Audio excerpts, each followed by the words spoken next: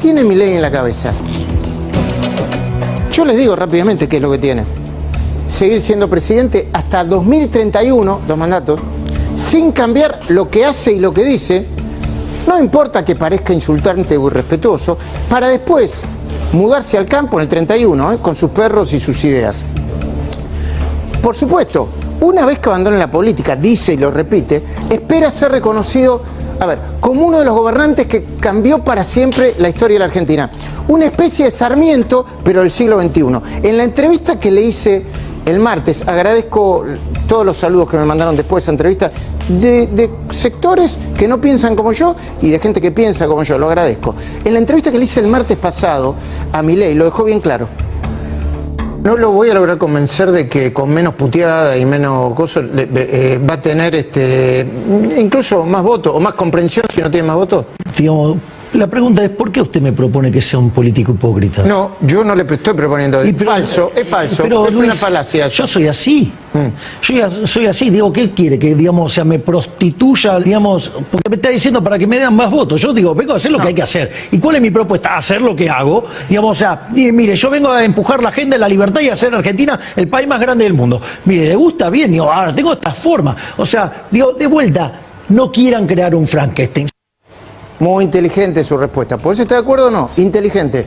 Hay que empezar a admitir las cosas que te plantean de manera inteligente. Los últimos gestos de Milei son el ejemplo más acabado de que no está dispuesto a acelerar en ninguna curva.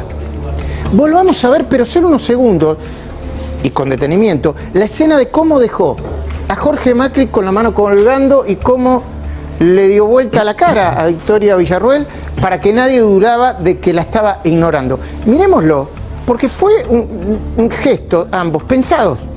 Ahí está. Ahí está. Saluda. Saluda. Saluda a personas que conoce. Saluda a José Luis Esper. Está Jorge Macri, le tira la mano, lo deja con la mano colgando y al mismo tiempo da media vuelta e ignora a Victoria Villarruel. Bueno, hay que decirlo claramente, más allá de la indignación de muchos. Hay gente que le gusta y hay gente que no le gusta. A mí no me gusta, no le importa a nadie que a mí no me guste. Pero mientras una parte minoritaria de los argentinos bien pensantes se horrorizaban por el desplante, las cuentas de los libertarios inundaban las redes sociales. No solamente festejando, potenciando las decisiones de Milei y burlándose de los humillados. Mirá algunas, dale. Móstrame. Ahí estaba. Milei no es hipócrita, abrazo, el look. Al toque, ja, ja, ja, el Jabeto saluda a todos menos a Jorge Macri. Mi presidente, dice Talibán. ¿Lo vieron, no? Y en simultáneo, de sobrepique, las mismas redes ridiculizaban también a Ricardo Darín, quien fue tendencia por su participación en la mesa de Mirta ayer, junto con una buena parte del elenco del Eternauta, al poner el ejemplo del dato de que una docena de empanadas, según él, cuesta 48.000 pesos, para argumentar que no entiende la propuesta oficial de sacar los dólares en el colchón, o del colchón. En este caso, a Darín lo atendieron, digamos, a través de la cuenta Cucardos, Cucardos, ¿cómo él lo encuentra? Siendo domado, ahí está, Cucardos, siendo domado. Mirá, Darín dijo que la gente, no entiende nada. El Cucardo compraba las empanadas más caras del país, las de mi gusto, y las ponía como ejemplo. Ahí lo tenés. Y obviamente ponen a Darín diciendo lo que dijo, ¿no?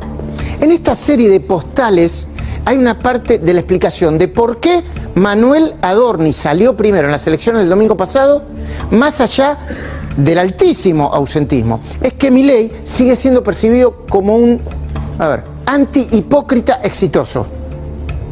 Como el iracundo que acompaña la rabia de una sociedad frustrada. Como el antisistema que porta una especie de detector de políticos que se aprovechan de la gente, traidores, y a los que le pone categorías, sobrenombres, algunos muy ingeniosos y divertidos para algunos, qué sé yo, ecochantas, mandriles, ñoños republicanos. Eso es para vos, Gasulla, ñoño republicano. Con humor hay que recibirlo. periodistas ensobrados, pifiadores seriales, ahora que vamos a hablar con el ministro de Economía. Por si todavía a alguien le quedara alguna duda, fue el propio Milei quien, yo creo que minutos después de su desplante en el TDU, explicó por qué hizo lo que hizo. Ahí está. No, eso es otra cosa, en su tuit intentó decir, sí, Roma no paga traidores. Eso, ahí está. Roma no paga traidores. Si se es bueno con los malos, esto es con quienes traicionan, mienten, calumnian, injurian y ensucian por una mera ventajita, se termina siendo muy malo con los buenos. Fin. Postdata, saludos para el charlatán Chantalán, Gutiérrez Rubí y otras basuras varias. Ahí ya le explica su militancia intensa por qué hizo lo que hizo. Y listo. A ver, los que intentamos leer a Milei, más allá de cualquier prejuicio, recomendamos la lectura del ensayo de Giuliano da Empoli, Los ingenieros del caos. Lo estoy releyendo. Allí da Empoli, después ponen la tapa, escribe la maestría con la que los ingenieros del caos trabajan los golpes de efecto. En realidad hablaba de Bolsonaro, de la primera gestión de Trump, del primer ministro de Cameron creo que era, ¿no? Y dice, es una idea interesante, apenas tenemos tiempo para comentar un evento cuando otro ya lo eclipsó. Es una espiral infinita que cataliza la atención y satura la escena mediática. Bloom, desde el mismo prólogo de Empoli, advierte que no todo es espontáneo o tan espontáneo como parece. Que detrás del líder, combatiendo a la casta o el partido del Estado, un nuevo concepto, hay, define él, decenas de spin doctors, que es propagandistas. Y esos propagandistas son más parecidos a los expertos en Big Data que a cualquier sociólogo o politólogo de fin del siglo pasado. Expertos en redes. Expertos sin los cuales los Milei de la vida, dicen algunos, no hubiesen conquistado el poder. Pero cuidado, los que todavía confunden a Milei con un loco secundado por una banda de desquiciados que saturan las redes, están cometiendo otro grave error. De hecho, más que cualquier otra cosa, Milei es, a ver cómo lo voy a decir, un bilardista. ¿Se entiende, no, Luis, lo que quiero decir? Sí. Un pragmático. Un pragmático. Un pragmático que hace tiempo entendió, por ejemplo, que para ganar el peronismo en la provincia necesita hacer un acuerdo con la mayoría de los dirigentes del PRO, por encima de la pureza de sus ideas. El domingo al mediodía una persona muy cercana a usted decía que estaban empatados. Sí, no, era empate técnico, nosotros teníamos empate técnico. O sea, entonces la realidad, bueno, después afortunadamente, digamos, nos tocó estar arriba y es una verdadera fiesta que haya ganado el modelo de la libertad. Y fíjese que los mercados acompañaron. El riesgo país cayó, digamos, subieron las acciones, o sea, cada vez estamos más cerca de los 550 puntos del riesgo país, que es lo necesario para volver a los mercados. Ahora vamos a hablar de economía. Doctor. Entonces digo, ese es el rumbo y digamos, y hay que alinearse. Ahora, claro, si vamos todos juntos, le ganamos por más de 10. Y yo les quiero ganar. Por más de 10. Si fuera por mí, le ganaría 70-30.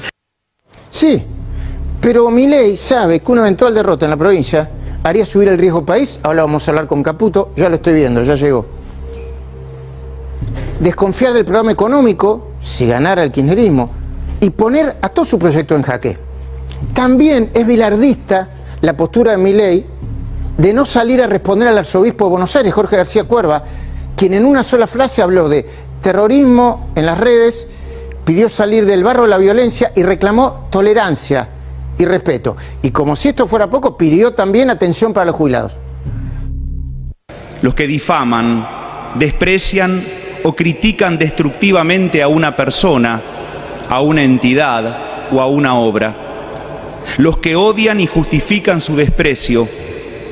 El terrorismo de las redes, como decía el Papa Francisco. Hemos pasado todos los límites. La descalificación, la agresión constante, el destrato, la difamación, parecen moneda corriente. El modo en que comunicamos tiene una importancia fundamental.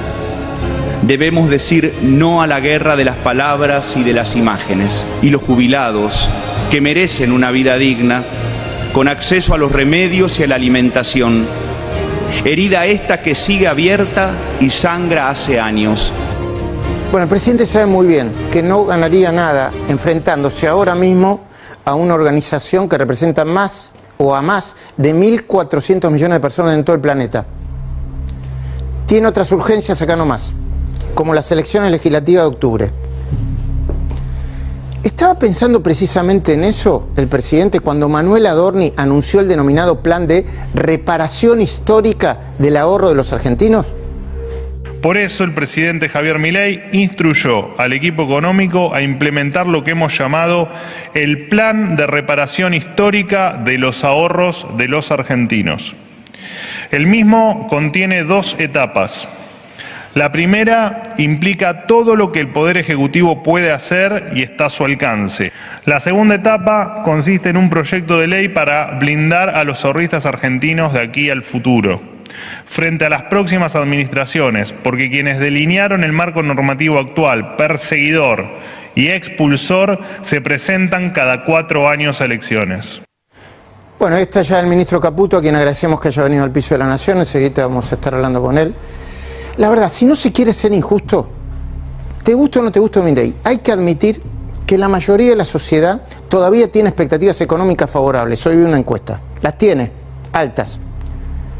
Porque la gestión del Milei y del ministro de Economía Caputo logró, lo voy a decir en mi lenguaje Caputo, que no es el de economista, evitar una hiper, heredada a mi entender del peor gobierno de la historia reciente, bajar la inflación, hasta el borde de empezar con uno, dicen, puede ser el mes que viene, el otro, no se sabe.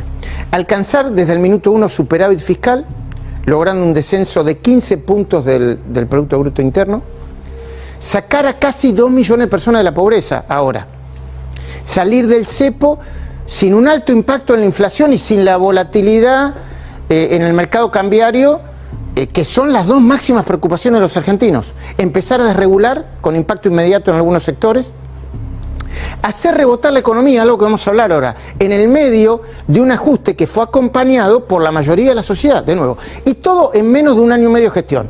Eso es descriptivo, lo que lo hace repetir a Milei cada tanto de que estamos frente al mejor gobierno de la historia. Nosotros estamos efectivamente haciendo el mejor gobierno de la historia. Hay un trabajo de Gerardo de la Paulera, Bossoli e Irigoyen, se llama Passing the Buck, y con el índice de presión macroeconómica desarrollado por Robert Barro, básicamente compara todos los gobiernos de la historia argentina y demuestra que el mejor gobierno de Menem había sido el primer gobierno de Menem, hasta que llegamos nosotros. Ahí está. Eso es parte de la gente lo... Che, qué canchero. No. Y algunos dicen, no, determinado. Defiende su gestión.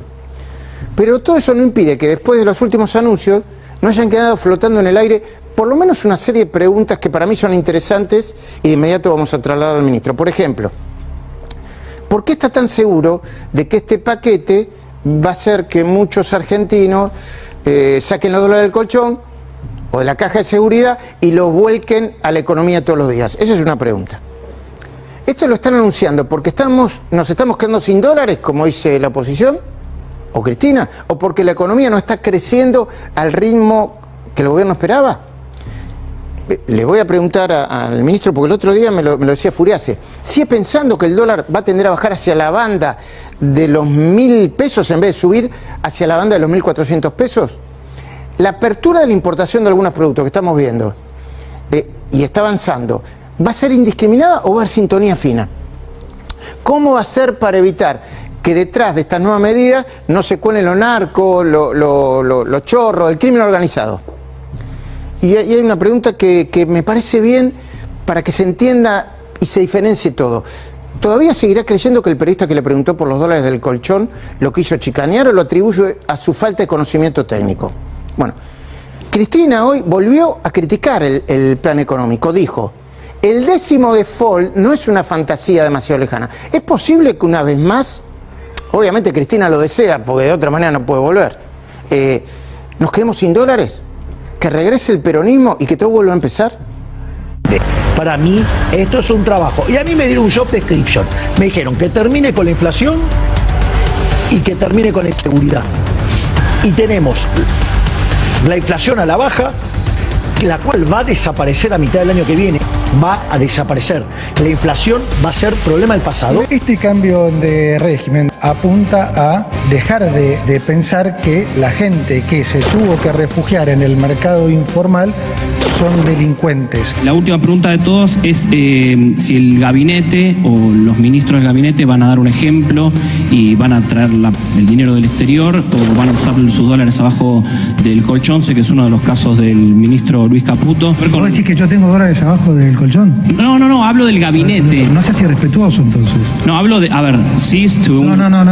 No seas irrespetuoso. Vos acabas de decir que yo tenía dólares debajo del colchón. Eso es una falta de respeto total. O sea que rectificate en este instante. Politics, libre expresión ante todo.